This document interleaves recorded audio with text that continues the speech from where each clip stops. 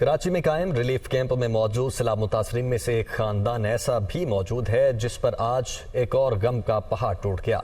आज ही अफसोसनाक खबर मिली कि सैलाबी रैले में गुमशुदा होने वाली खातून जान की बाजी हार गई। मुतासरा फैमिली से हमारे रिपोर्टर सालिहा फिरोज खान ने गुफ्तगू की है, आपको सुनवाते हैं।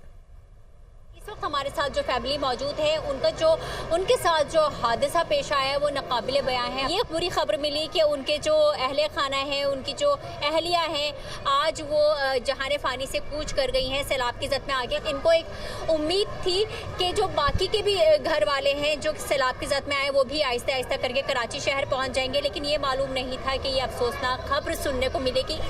मेरे को खबर मिली है, मेरी घर वाली है वो फौत हो गई है।